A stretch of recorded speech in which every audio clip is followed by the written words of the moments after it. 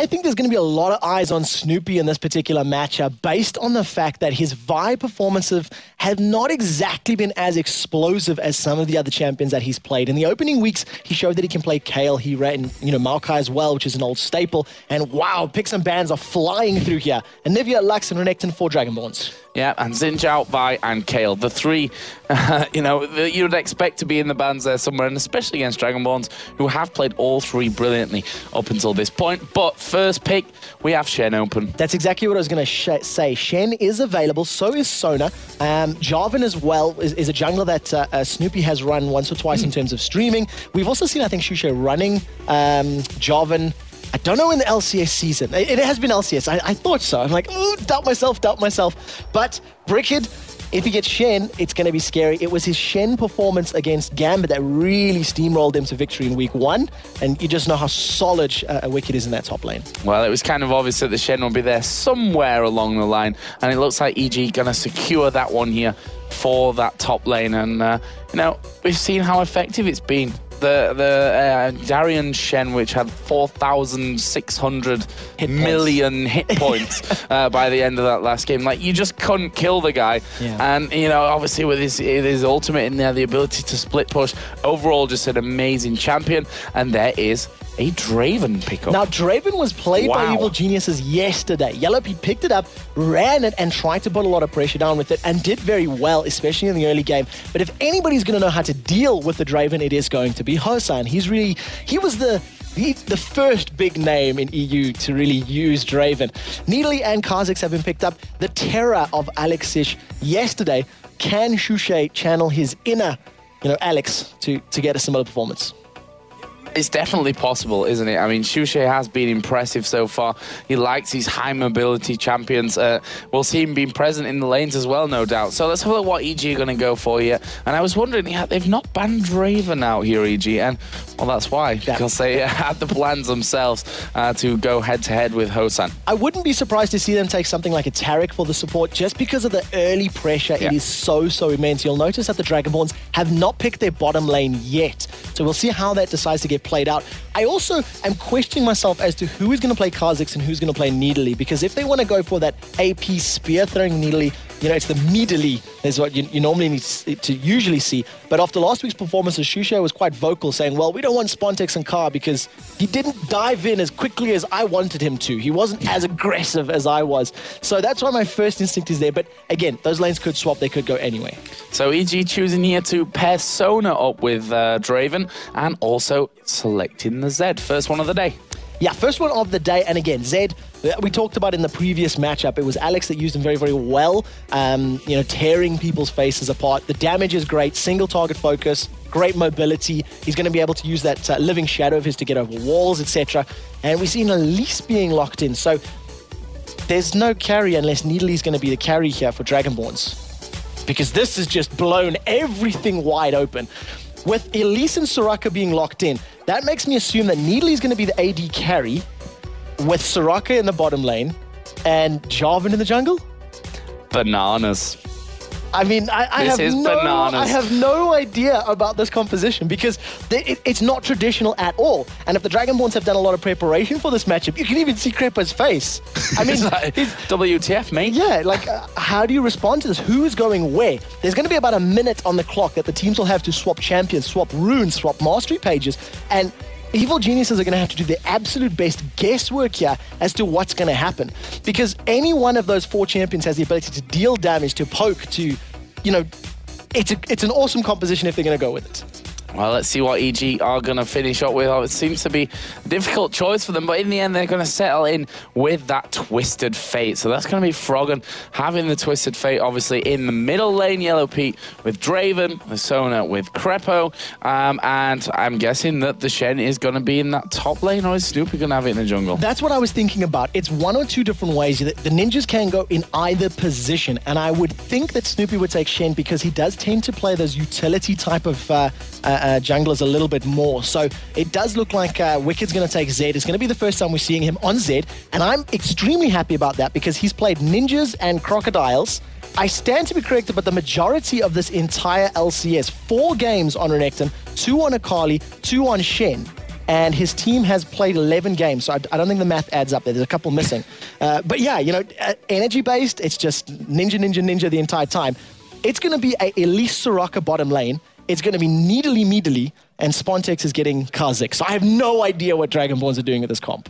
Well, I'm excited to see it. And actually, they've got a last-minute switch. It's going to be an AD Nidalee in that bottom lane. So this is going to be very, very interesting. I mean, we saw that Hosan brought that Draven to the table. Last second swap.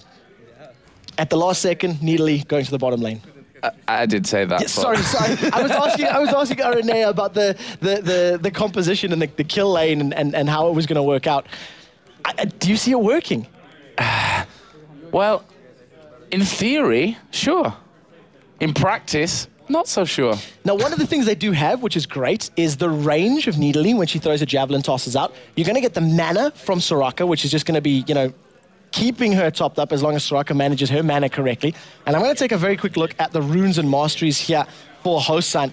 He's opted to go for spell penetration 14 and then 8%. So he's obviously going to be, you know, scaling ability power. He started with 34 AP. Well, I mean, they've got Spontex in that top. I mean, that's the good thing about Nidalee, technically, that you can farm from range with her. You've got those spears in there as well. I mean, this can really work out for DragonBorrns. Once that Nidalee, I mean, it's going to get a lot of farm anyway in this bottom lane. If they end up going in the bottom lane, we have to really talk about that as well, because we've seen it from other teams that just because someone in a different lane's playing a champion that you normally see in another lane doesn't mean that they're going to play in their usual lane. Yes, 100% true. They can decide to swap it up and move around. And something else that we need to look at with the composition, Nidalee's got to heal. Soraka's got to heal. So any damage that Draven and Sona are going to put at these early levels with the poke, with the spinning axes and power chords, it's just going to get healed off very, very quickly. And they're not exactly a massive burst combo. It's not like an Ezreal, a Taric, or a Taric Graves lane where you can just get dropped 100-0 with a full combo. Yeah, and obviously it means that you've got double AP at the same time. I mean, you've got the AD coming out of Kha'Zix, out of Jarvan as well. So no, it's a bit of a different role just having that Nidalee in there in the position which you'd normally say is, you know, reserved for the AD carry. So we'll have to see how this one all works out. It looks like Hosan and Movet may be thinking about doing golems here, or even going up to that top side of the jungle to help Jarvan out a little bit on his start from that. Yeah, they're definitely going to need just that little bit of HP just to help him out on the red buff. Maybe take his smite list, allow him to move up to the blue buff and get that quicker. It does not look like there's going to be any lane swaps at the moment. So it is going to be the Nidalee and Soraka bottom lane. And itemization is going to be so important here, because if Maluno or Spontex fall a little bit behind, the physical damage that they're going to be putting down is going to be quite lacking. And that's really where the pressure is going to come from. A Nidalee spear is always going to hurt. Once you get those sorcerer's boots and, you know, some additional ability power, the later the game goes, the harder they hit. Well, Hosan and Movet now moving down into this bottom lane.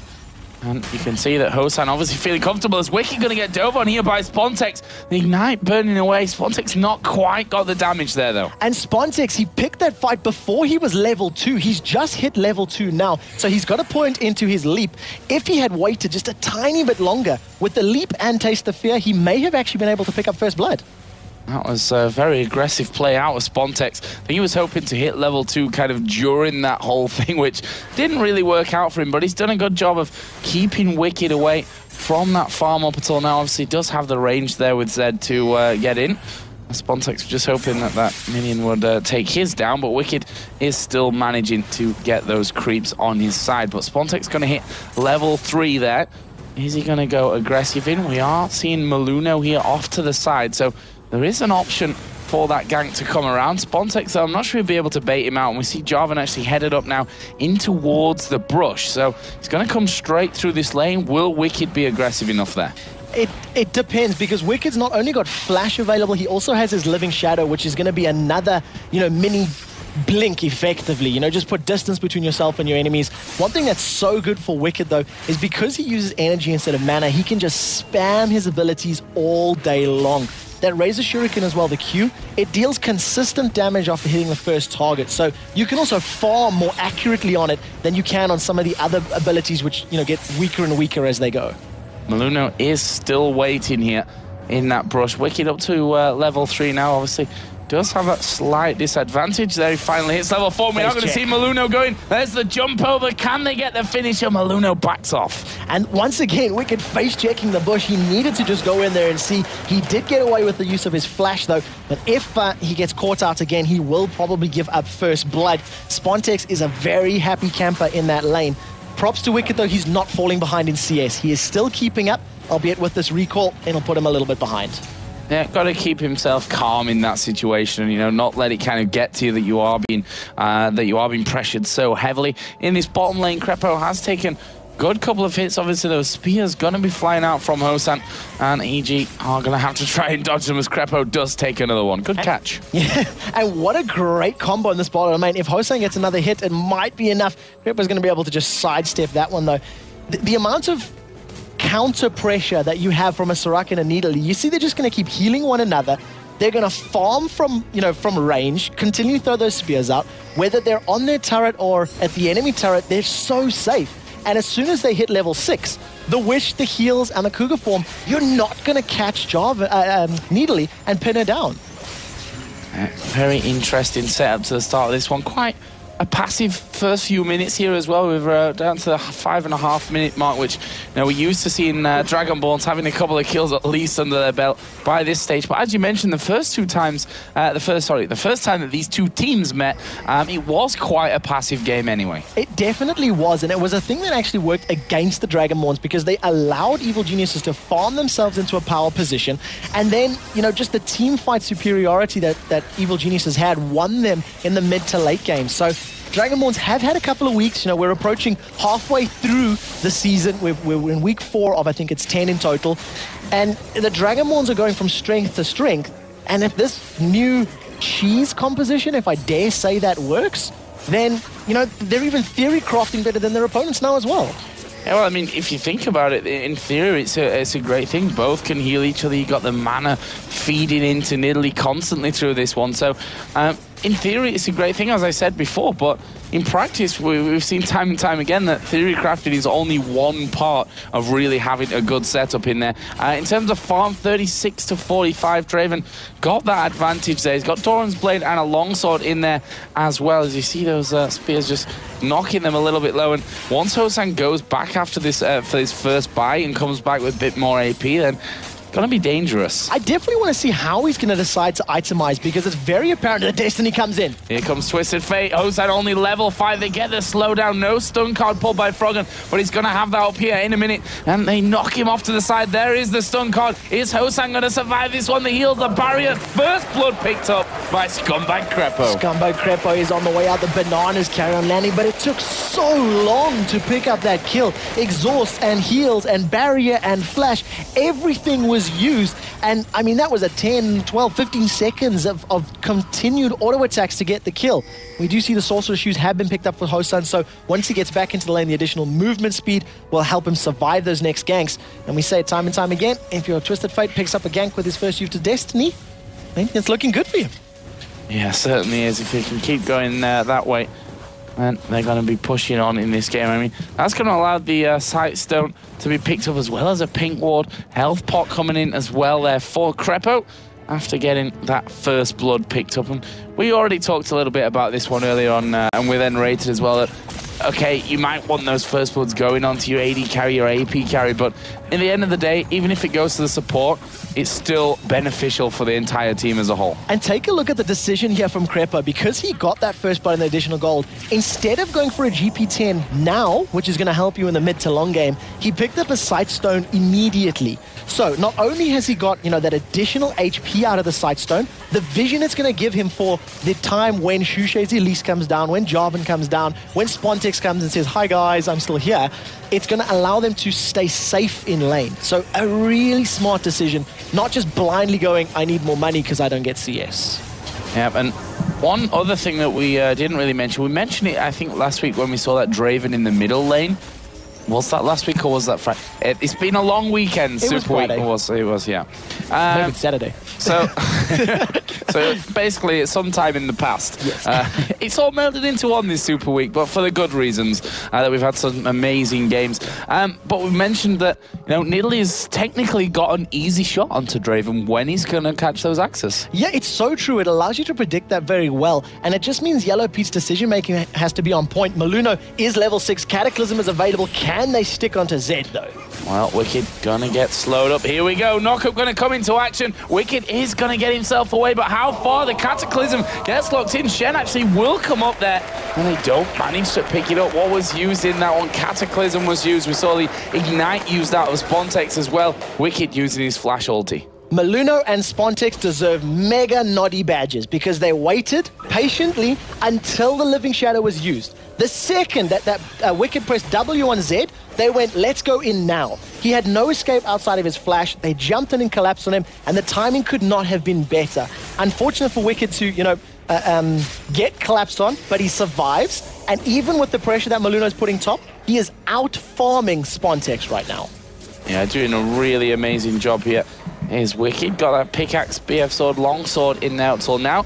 As I was talking earlier on about Yellow Pete, obviously got the assist from that first blood. He has got that Vamp Scepter, double Doran's Blade, and the boots as well. That mobility going to be a big factor for him in dodging those spears. Yeah, so true. Hosan now, he's taken a couple of those spinning axes from Yellow Pete and starting to lose a little bit of HP. But just look how quickly he gets back up to health. Muvat Soraka has got 3 points into her W, the Astral Blessing, and it's on a fairly high cooldown right now. It's still sitting around 17 seconds as Spontex goes aggressive. Yeah, Wicked trying to escape the repel, gonna come down. Have they got the damage to finish this one off? The problem that they have is Twisted Fate just popped his ultimate there. Actually, he's gonna turn around here and go in towards Maluno. How smart can a man be? That was great from Froggen. Yeah, really, really Maluno well had played. no idea what just happened. No, absolutely no clue where he'd went, but he also managed to save them up in the top lane, but Maluno hasn't had enough.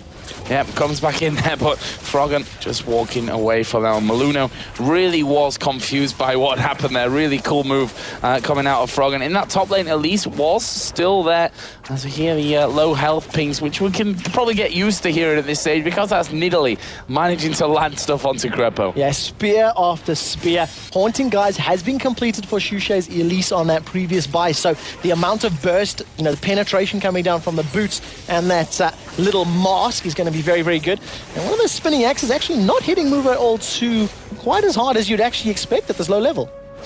Yeah. It's not the burst that we were seeing, earlier in the week when it was going against the likes of a Zyra, etc.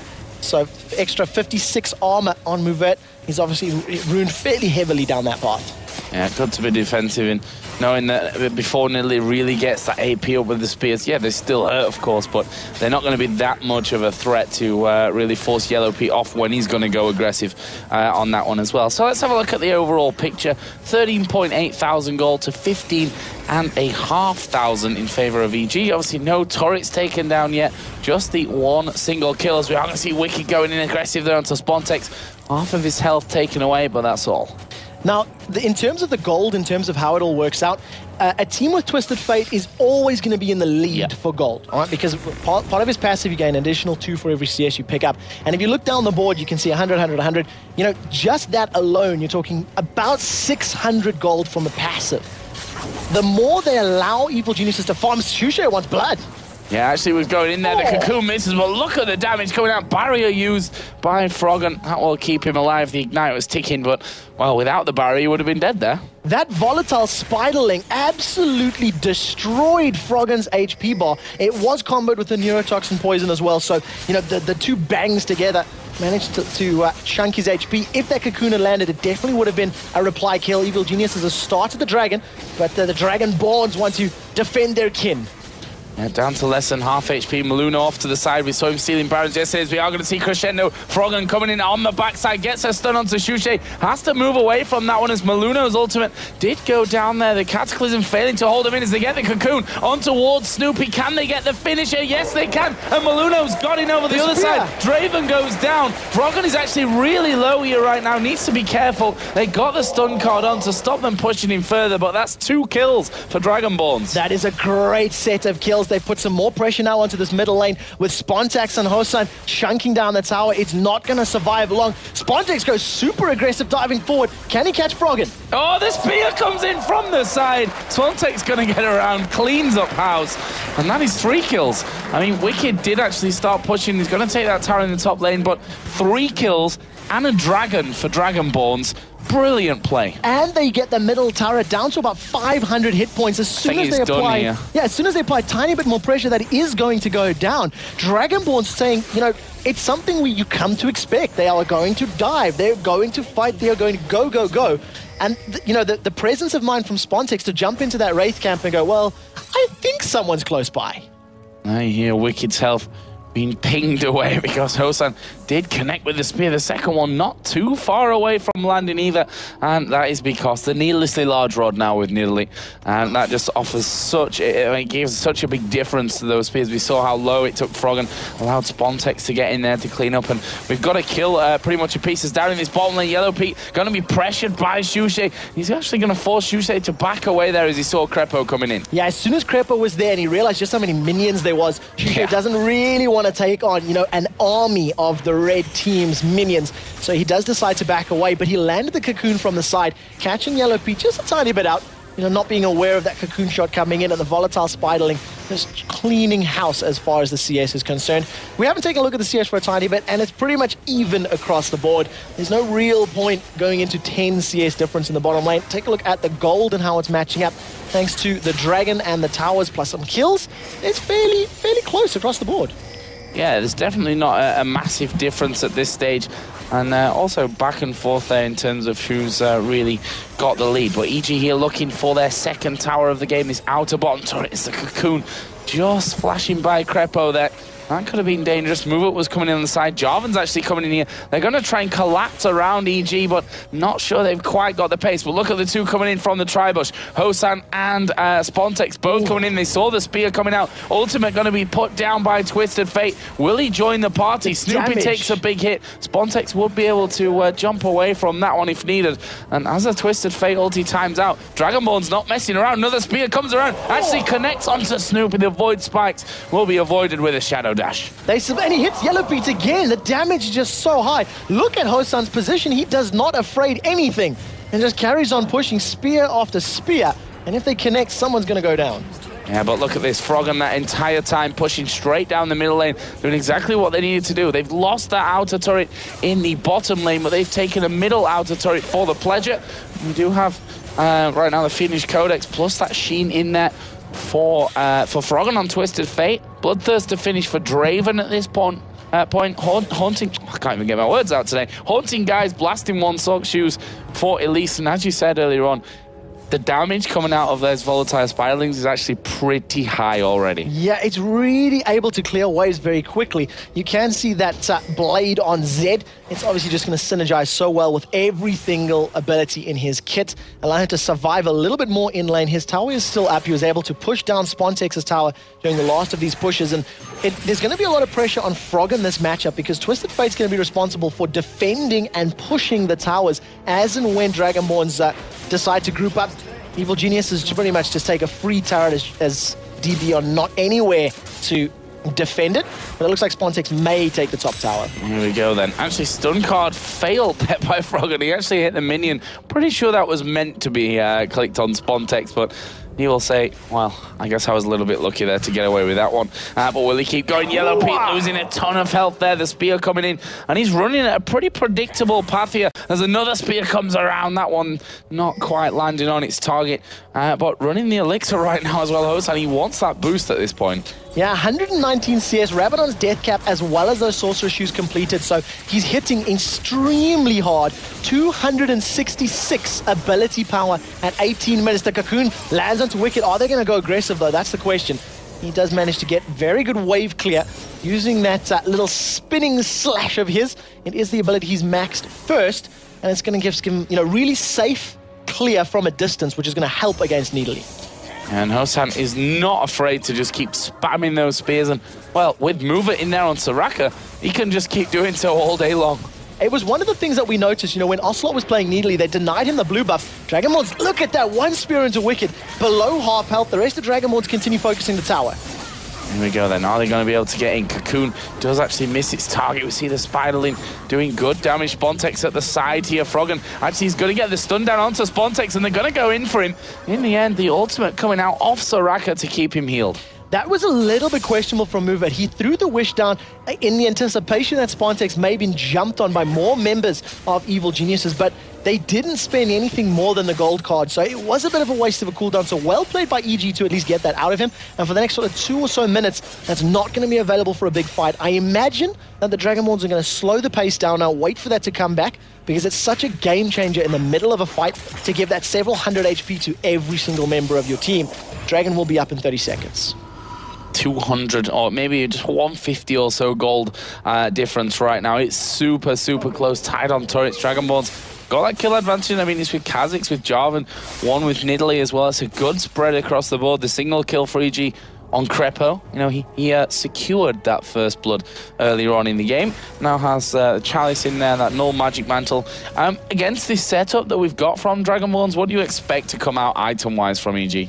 Okay, well, take a look at this. You can see, first and foremost, Froggen's doing something very interesting. Against the amount of magic damage that's coming down and against, you know, the pressure that he's feeling, he's actually gone aggressive. He's picked up a Deathfire Grasp first, instead of going for something like a Zhonya's or the Lichbane. He has the Sheen for that. So they're anticipating the aggression, and I think the call from EG is to just say, look, blow somebody up when they jump in. When Jarvan and Kha'Zix comes in here, they're playing aggressive, so pick up a kill as quickly as possible and then collapse around the rest of your team. They desperately need to rush the Aegis of the Legion because the amount of magic damage is very high, and DragonBorrns, are they going to get caught out? Yeah, DragonBorrns do team kill the dragon once again.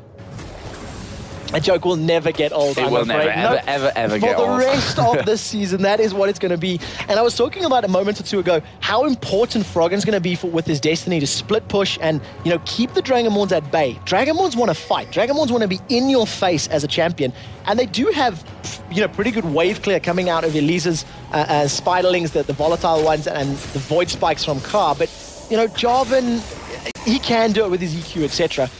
If Shen and Twisted Fate can keep the map pushed and keep the map in control, Evil Geniuses are going to be in a very happy place. Snoopy just walks in casually and says, Hosan, you don't have smite. Thank you very much. Yeah, manages to get that smite in there. Nicely done from Snoopy to prevent that going over to Nidalee. As we are going to see Twisted Fate actually ulting down here. Maluno taking instant action when he sees that coming in. Throws down the flag, slides away and says, not today, Froggen. Yeah, he manages to get to safety. Very versatile champion in terms of escapes. Just can just go over walls if needed.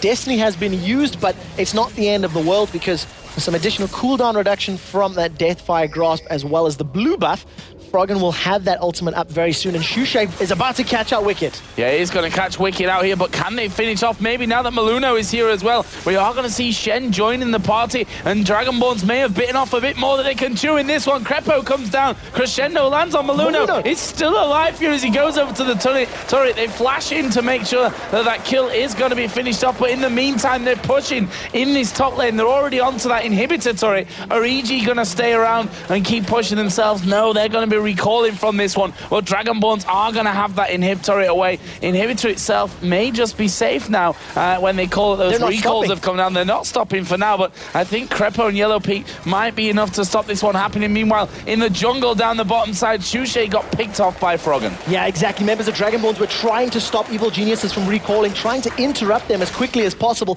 buying time for Hosan and Spontex to try and get that inhibitor down. Unfortunately, they couldn't make it happen, so they end up losing Shushay. Spontex is going to get revealed by Destiny, and Froggen, where has he gone? He's decided not to just use it. He was trying to get to safety. He's going to catch on Hosan. He's coming in here on towards Hosan, and will just put the damage down right where Froggen comes in, forces him away. There's the spear from Hosan. So well played. Hosan's timing was insanely good. The second that Froggen appeared, you've seen those claws of the cougar form just tearing apart Froggen's face, and I cannot get over how incredible his timing was on that play. It literally allowed him to pick up the kill. He didn't even use barrier. Against Froggen. I want to take us all the way back to the beginning of that fight because a combo came out that is very, very good for Evil Geniuses here. The Deathfire Grasp into the Deathmark combo of Froggen and Wicked with the Twisted Fate and the Zed is literally going to melt any squishy on the team. If Needly, Elise, or Kha'Zix get caught, they will go down because the amount of burst is insanely high. Well, right now, DragonBorrns pushing through towards that middle inner turret. Draven ulti comes back to get rid of the wave, but the Cocoon has landed on towards Crepo. Yellow Pete's damage enough to force them back for the kill, but DragonBorrns have got the turret. So they take a turret lead now 7-4. They continue applying pressure with that inhibitor exposed in the top lane. If they decide to group up and try and brute force their way through it, they may be able to secure that inhib. It's a quick stock of the items right now. As you can see, Hosan and the rest of DragonBorrns pushing the bottom lane.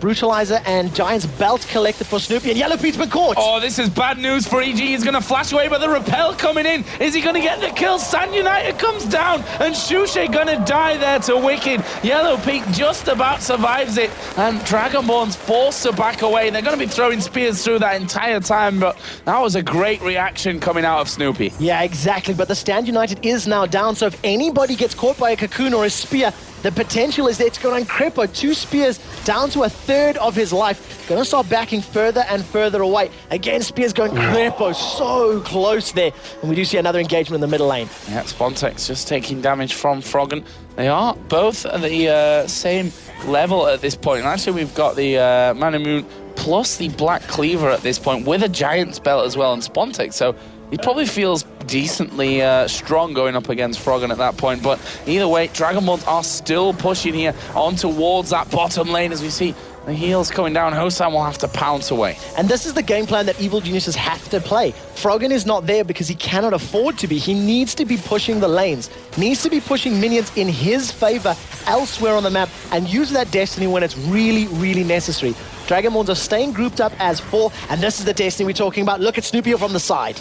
Yep, coming in from the side of this one. Will Froggen decide to go in there? No, he's not gonna. He's just gonna have the vision, and that'll be fine for him by now. We can see that Elise forced away onto that top lane just to push those minions back that Froggen had already been causing problems with earlier on as the spears come across. Actually, that would have killed the blue buff if it didn't actually was body block. Yeah, body block. I don't think Snoopy really meant to block that one, but nevertheless, it worked out for the best at the end of the day. Good positional play from Shushe because as soon as they seen Froggen was in the top lane, he actually recalled relatively quickly. And as Froggen decided to use the Destiny for vision and to try set up a gank on DragonBorrns, Shushe was already clearing the wave out and the DragonBorrns were retreating. The DragonBorrns are making the right decisions right now in this stage of the game. The longer it goes, the more power the Shen and the Twisted Fate split pushing will have. And that's when it's going to be so, so key. One poor team fight of a 4v4 or a 4v3, which will become a 4v5 with Stand United and Destiny, could literally turn the entire tide of this battle.